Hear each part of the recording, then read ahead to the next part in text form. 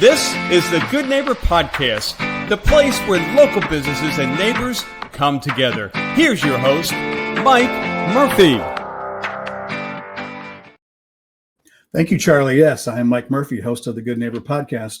We talk to local businesses, influencers, movers and shakers in Northern Kentucky. And we talk to people who you may have heard of them. You may have heard of their business, their whatever they're doing, but you don't know a lot about them. And I hope to change that. So with me today is Serkan Orsan, correct? Yes. With King's Hammer. So when we hear King's Hammer, we think soccer, but I do not know a lot about King's Hammer and what your mission is. And that's why you're sitting down with me today. You're going to sort of educate me and you're going to educate the community. Many people out there know you because I hear your name all the time. And I know a lot of soccer people. I have a lot of soccer friends, but I grew up in a different time and era where it was all about American football. So we're going to learn a little bit more about King's Hammer today. So Serkan, welcome to the show. And please tell me, tell us a little bit about yourself and tell us about King's Hammer. Yeah, well, thanks for having me, Murph. I am delighted to be here, actually. The name is obviously Serkan Orsan. It sounds like a superhero name, but it does. I don't intend to save people's lives, but hopefully we try to impact them as much as possible. I am here with King's Hammer Soccer Club. It's a phenomenal soccer club. It's a youth soccer club dedicated to developing young athletes and eventually strengthen the local community as well through soccer programs. I am actually Turkish originally, but moved to United States 30 years ago to San Diego, California, sunny California. Okay. Got my MBA, stayed here for a long time, lived in Atlanta, lived in San Francisco, eventually lived in Nashville, where I actually led the King's Hammer down in Nashville, Middle Tennessee area. And then 3 months ago, I actually moved to Cincinnati, North Kentucky area, and I'm really excited to be here. Okay. Well, you mentioned the various different places you've been, and you mentioned King's Hammer down in Nashville. So me being kind of ignorant to, the King's Hammer world, I thought King's Hammer was just a Cincinnati thing, but that's not the case, correct? No, not at all. Actually, the King's Hammer has been around for probably over 20 years. It's a combination of King's Soccer Club with Hammer FC merging together back in the day in this region, but eventually they've gotten big in terms of providing these services to a lot of soccer players, youth soccer players, anywhere from age 7 to 19, youth soccer players. They've eventually partnered with a club called Murfreesboro Soccer Club in Nashville area, where I was the executive director. So after that merger, we actually expanded the program to Lakeland, Florida area, very close to Tampa hub in Florida. We do have a region in Panama City. We actually have a club in Ohio, up in Ohio, Columbus, New Albany. So we have many regions, up to 4 states now. So we have, aspirations to hopefully become national. Okay. Well, at any given moment, how many youths, how many soccer players are involved with King's Hammer program across the region? Across the regions. Yeah, that's a good question. I mean, there are a lot of different programs. Obviously, you can consider competitive programs that players compete at higher level. We have programs that's called grassroots or recreational. We're up to almost 10,000 players as a whole. Wow. King's Hammer soccer club. These, again, 4 states, 8 different regions, expanding. When you also consider certain camps and clinics that we do hold about 10,000 players. We also have event portion of our business that we try to provide additional tournaments for those teams that might not be King's Hammer teams. So annually, we do have about 40 events that span from anywhere to Indiana, tri-state area here, obviously down to Florida, then Tennessee. We do hold about 40 events. Okay. So, what's a typical day look like for you? What is your role within King's Hammer, and what do you do day to day? So I oversee the corporate affairs and partnerships at King Hammer, eventually supporting all the programs and events. Mhm. That gives the kids the opportunity to grow both on and off the field. So my day-to-day job is actually, making sure that everybody knows about King's Hammer and the opportunities that we provide. We obviously have players that can't pay to play, so we do have a scholarship program that we try to fund. So I'm in charge of making sure that we have enough funds to be able to promote this sport for every player that wants to play.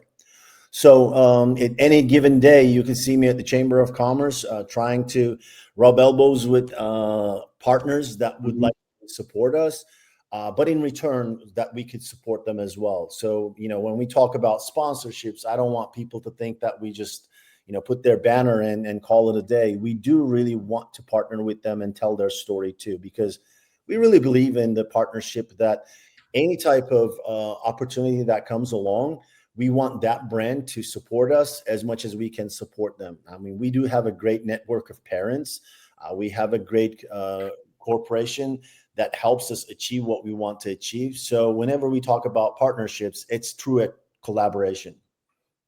So, the local businesses, I guess the businesses in this region that are supporting King's Hammer, are there any in particular that are sort of, I guess, top tier that maybe you want to shout out and call out for their support? In a way, I've just started this, networking events. Mhm. One of the big ones that I want to, shout out is we're trying to, put together our own foundation. We Grow Mhm. People Foundation within the King's Hammer. But, immediately, obviously, month of October is Cancer Awareness Month. So we actually partnered with Susan G. Komen Foundation to make sure that we were putting together an event in October 29, which is a 3v3 tournament. Okay. Everyone could find this opportunity on our website pretty soon, but we're just going to do something to benefit them immediately so that we can show actually, everyone that we're trying to partner with businesses out there for them to sponsor this event, but also partnered with a good cause that we could support. Immediately that I also want to thank, North Kentucky Chamber of Commerce and Cincinnati Chamber. I've been heavily involved with them immediately as soon as I started with King's Hammer to learn more about the region and how everybody can support us and we can actually support them in return. Okay. Very good. The Northern Kentucky Chamber of Commerce, they're a big group. They're a giving group. Uh, Everybody involved with the Northern Kentucky Chamber of Commerce um, needs to kind of look at NKY Chamber as uh, what's the best way to utilize and leverage all of their connections and all that they do for people. And so it's a different experience for every business. But I find that there is so much that you can get out of the chamber. If somebody's listening to this and they're not a member of the Northern Kentucky Chamber of Commerce, and they're in, especially Boone, Kenton, Campbell, and the region, I encourage them to look into becoming a chamber member.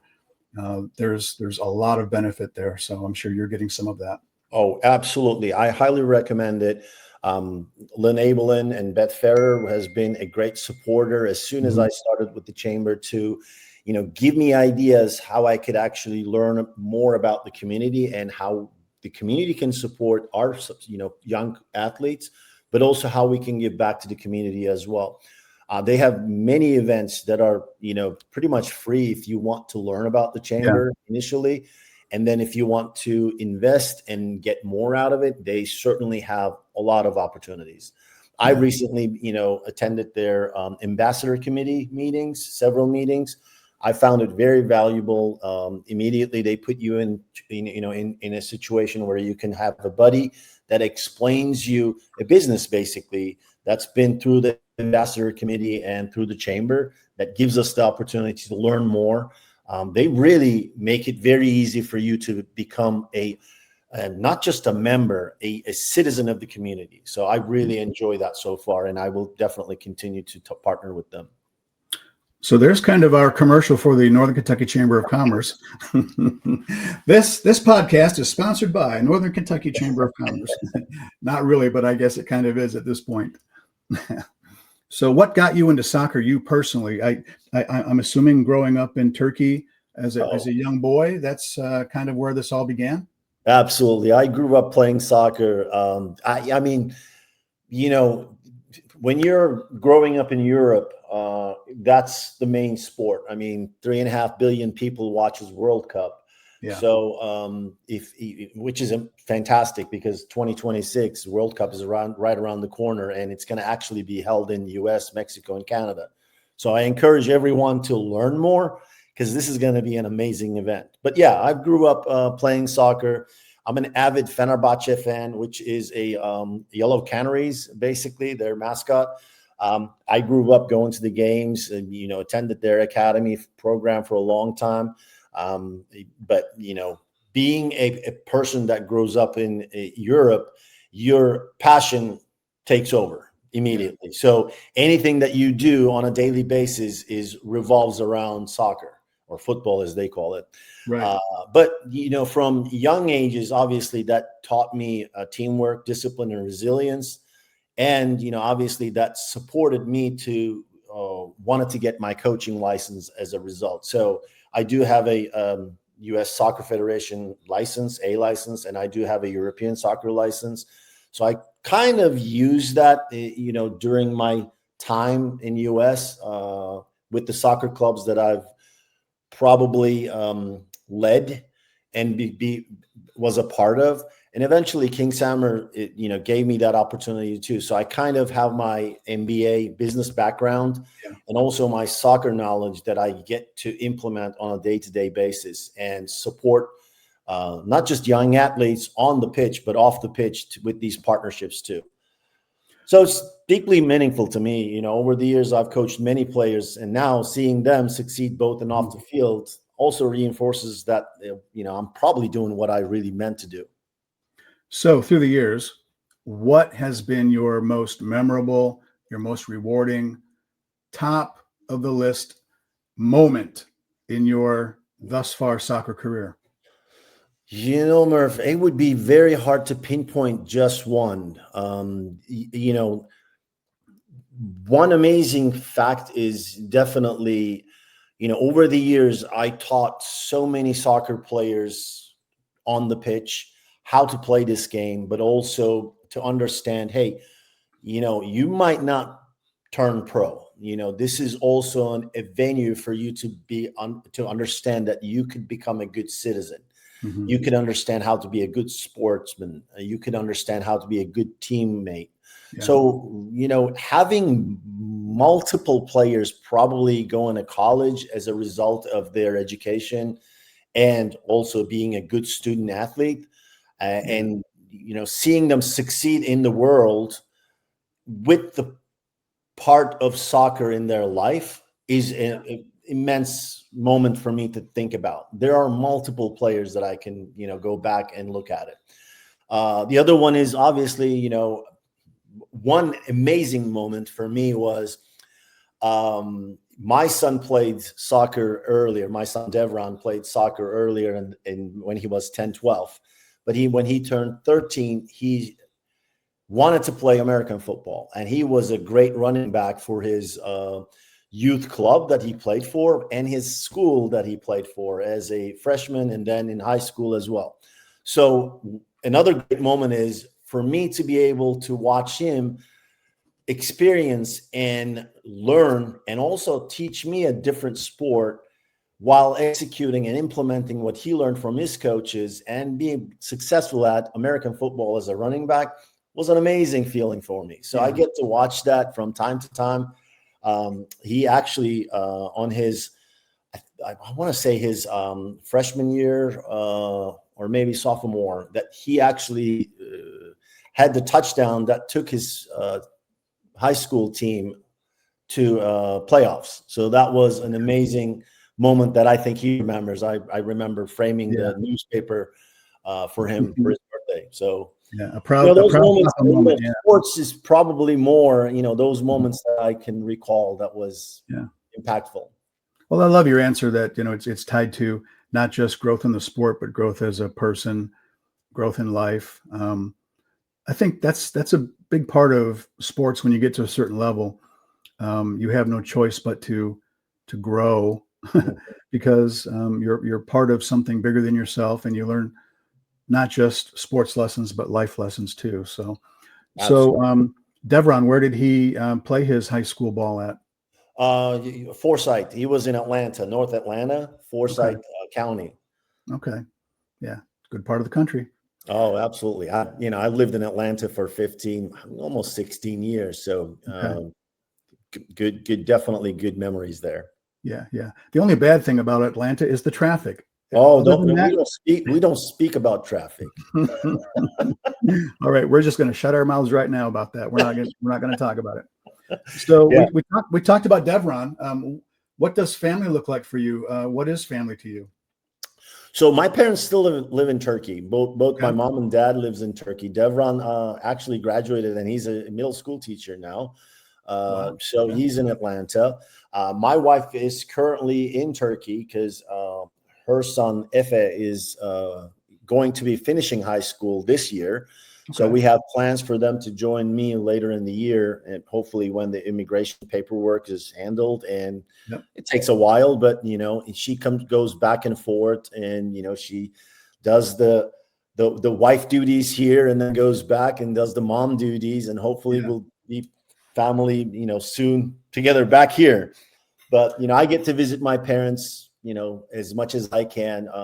They're knock on wood, healthy and still alive. So I get to enjoy time with them whenever I have that opportunity. Well, good. So when you are not doing soccer, do you have other things in the community that you do? Or do you have community givebacks, community connections? What do you do to just sort of, I guess, like maybe a nonprofit that you're tied to, or just volunteer work? Yeah, I mean, since I've just moved to Cincinnati recently, I can go back to Nashville times. And, definitely, being in the soccer community down there, we had a lot of community events, some that we supported and some that we actually formed ourselves. We had a player that we lost, I want to say 3 years ago. He was a 7-year-old, one of our players, little Finnegan. Gobele, and we actually started organizing a charity event we called it Finn's Cup. Every year we started holding a coach's game to remember him, because he was one of our funny little dudes that was in our soccer club as a 7-year-old that we lost. So we try to remember him every year. So we did that charity event during, I want to say May, probably mid-May, usually every May. So anything that supports the community, we're there. It could be an event that could be held by a chamber of commerce or any type of organization that holds it for us to be there present, whether it be it's boots on the ground or financial support. We try to do that. Okay, very good. So, by the way, Finnegan, that's a cool name. Oh. That's a cool name. So little Finnegan. His sister Layla still plays at our club down in Murfreesboro. So great family. Did you live in Murfreesboro? Yes, sir. I was there for 5 years, 5 great years. I still have great connections down there. I try to visit as much as possible. And luckily, King Sammer still has King Sammer Murfreesboro, and we just added King Sammer Eris, which is another great club in the vicinity. So I get to have still friends down there. Our sponsors that they renew their sponsorship with us every year, so I get to visit them on a consistent basis. Yeah, beautiful part of the country. I love that area. I've got friends down there tied to Blackman High School down there. There you go. Yep, I got players that plays in Blackman, Siegel, Oakland. Yeah, they got great competition. Yeah, both boys and girls. Perfect. So, are there events held around King's Hammer? What does when I say the word events, what does that mean to you? So events could be mostly tournaments. our teams compete at different levels of tournaments. They either go to tournaments that we're not holding, but we want our teams to actually compete at. But then there are also that events that we're hosting. For example, October 3rd and 5th, we're going to have a Halloween Havoc. We're at, expecting around 3,000 players, almost about 6,000 attendance. Following week, we have our Blue Chip Juniors event, which is 7,000 players, almost 15,000 attendance that we're expecting. Jeez.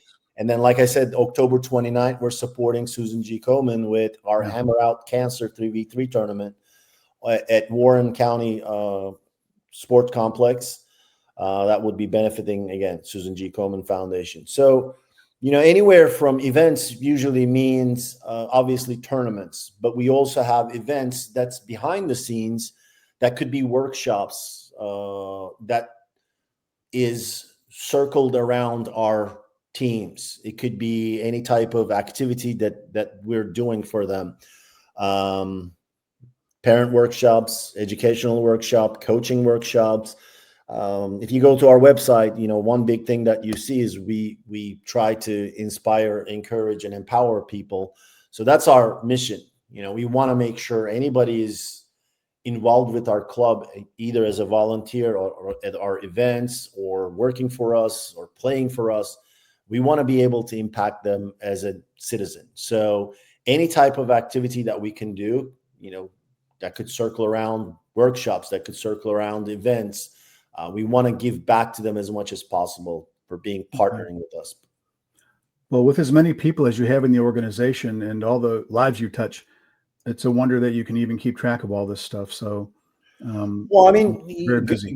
Good observation, Murph, but we do have a great team. I really want to acknowledge them. I mean, coming from Nashville, I had a team of I want to say experts at what they do. Some were event driven, some were director of coaches, some were just simple mere coaches, but understanding how they're impacting every little player within that 1.5 hour training session or during the games throughout the weekend. So when you have a great team, I think it becomes a habit. So you're out there knowing that what you need to do. And the end result is, impacting that one little player. If everybody has that same mission, it's just easy to accomplish. I have a question for you. Sure. Is the USA the only place in the world that still calls it soccer? Is it football everywhere else, or is it just soccer here? I think Australians call it soccer. Okay. But I do believe I cannot pinpoint this, that I might have to, Google this again. But I do believe when it first started in England, it was called soccer in England too. Okay. And for some reason, I think it was the association back then. It was that's why it was called soccer. But then it started, changing the format, and the name became football out there. But Americans call it soccer, so I don't have any beef to pick on that one. I'm used to calling it soccer. As long as I am able to impact those players and they're enjoying what they do and learning as much as possible, but understanding they're student athletes at the end. Yeah. Good point. So, I recall, I'm 62 years old. I recall the time when there was just this call to the kids of America to embrace soccer. We're going to, fold soccer into the U.S. way of life, because it was all, American football, basketball, baseball, and I remember, to me, soccer was Alexi Lawless and Mia Hamm. Oh yeah. And now their hair is about the same color as mine, so, but that was all part of it. And now fast forward to today, when I look at my Facebook page and I see my cousin's children, instead of wearing baseball uniforms, so many of them are out there on the pitch playing soccer. Soccer is the big thing amongst the youth today. So, but it seems like it's taken a while. I guess maybe longer than I thought it would. But what's your perspective on that? How do you feel we're doing in terms of making America a soccer culture? Well, I think, the representation or initiation of MLS has brought a significant power to United States. Obviously Alexi Lalas and Mia Hamm, but then when you consider David Beckham stepping into LA Galaxy back in the day, and then now owning a franchise, Inter Miami, and bringing names like Messi, Suarez, and this is very, very impactful. So when you look at it, there is a moments that this has evolved into something bigger than soccer. Obviously, branding is very, very important when you are considering professional soccer clubs. You look at back to Europe, you can name, top 5 teams very quickly in every league that they're playing in, because they consistently play at higher levels and everywhere in the world, Champions League, and then those players play on World Cup. Now, US is also pondering with the idea of the USL, basically a second division of MLS, and or the lower division of MLS, which professional clubs considering a relegation promotion opportunity within that league as well. So when you put all these together, there are so many opportunities for player to play at a level that they could possibly dream of.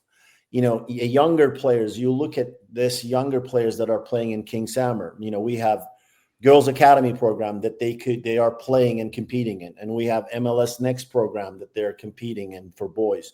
So every club have the opportunity to promote their players to play in these different leagues. So from a younger age to older age, everybody has an opportunity to experience this.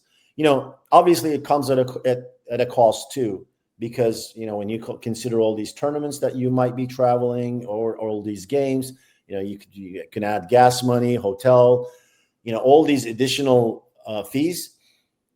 That makes it hard sometimes. And that's why I always consider partnerships with certain businesses and organizations to lower the cost of entry to these opportunities for players. Yeah. But, it's every sport. I'm sure if I were to, go into cheerleading or volleyball, it would probably be the same. Obviously, I'm not privy to the expenses of those sports. It's all expensive. Let me tell you, it's all expensive. Yeah. I am sure. So every sport comes with that, dilemma. But for me, obviously coming from a passionate part of Europe, soccer being number one sport, and also being able to coach multiple levels for many, many years, I love seeing that it is becoming the number one youth sport in the United States, because that is always was my passion. How can I impact those players to hopefully play this sport? And if they can become pro, that's fantastic. But if they can't, can they be an avid fan like I am? Maybe they'll be a coach, or maybe just they'll be a great parent providing this opportunity to their kids one day. Yeah, because the sport needs coaches at every level. Absolutely. Absolutely. People who can build those young humans into great, bigger humans. And so that you've been a big part of that. So how do people reach you if they want to know more? So the easiest, obviously these days is Instagram, website, the kingshammer.com. So if you look up King's Hammer, you will definitely find us very quickly. And, my email is very easy. sorsan@kingshammer.com. They can send an email. My phone number is 404-422-5793. I give it out to anyone. They can call me to get more information. I'm happy to give them anything that I can provide them to understand. Soccer is big, and it's going to become even bigger within a year or so. So don't be late. I've enjoyed talking with you. King's Hammer, you represent King's Hammer very well, Orsan. So I do my best, Murph. I do my best. I really believe in what we do. Like I said, we have great partners where I came from in Nashville. I'm making great connections here. And thanks to you, this podcast hopefully will get people to understand what we're trying to achieve. I made great connections, like I said, from the chambers that I've been into, the meetings. There are some great people out there. When I tell them what we're trying to do, they're really listening and trying to figure out how they can help, not just because they want to be part of it and to sponsor it, but they understand that what we're trying to achieve is something bigger than just a small collaboration. We're trying to tell a story, and let's do it the right way. So before we go, are there any final thoughts? Anything we haven't talked about that you want to make sure people know and understand, or key talking points that we never really got around to in our conversation? Sure. I probably would say if you're a parent of a soccer player, you're doing a great job getting them to every activity that they are competing in or participating. It's a phenomenal opportunity for them, but it's a big burden for the families because of, not just financial, but the time commitment. And we get that. But the return on your investment is amazing. And don't just look at it as soccer development being what's being done on the soccer field.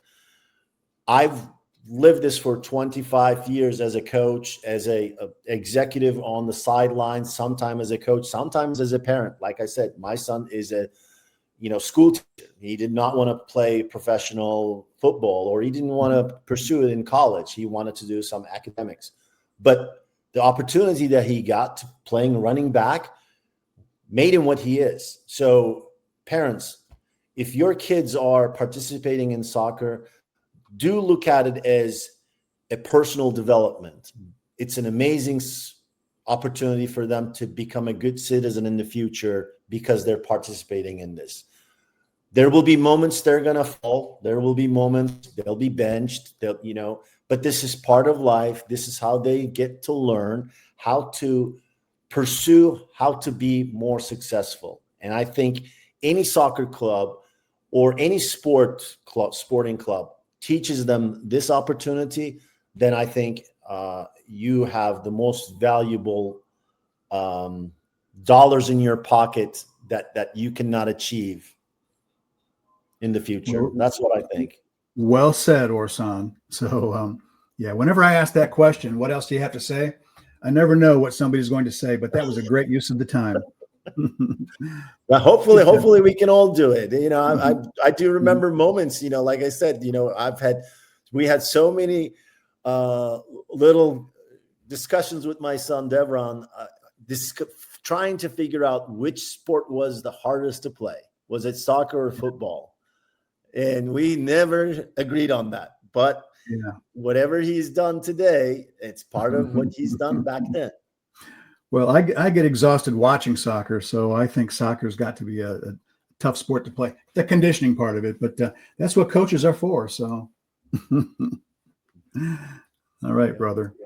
Well, thank you for spending time with us today.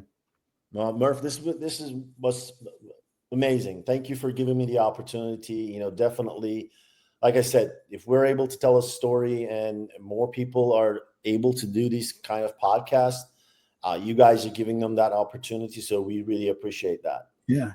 I mean, one story at a time, storytelling and education, I think is key to building anything.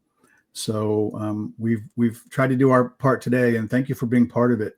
If anyone wants to know how they can just kind of contribute to the cause, kingshammer.com is the place to start, I would imagine. Yep. You've given your phone number. I'll make sure that's listed wherever I post this podcast. People will know how to reach you. Yep. So we'll get that phone ring, and we'll get people visiting the website and learning how to raise our younger generation to be not just soccer players in the future, but teachers as well. And absolutely. Yeah, okay. Perfect. All right. Thanks for your time today. So Thanks, we're signing off this edition of the Good Neighbor Podcast. I'll say to everybody out there, until we meet again, everyone out there, please be good to your neighbor. See you all. Bye-bye. Thanks for listening to the Good Neighbor Podcast Union. To nominate your favorite local businesses to be featured on the show, go to gnpunion.com. That's gnpunion.com, or call us at 859-651-8330.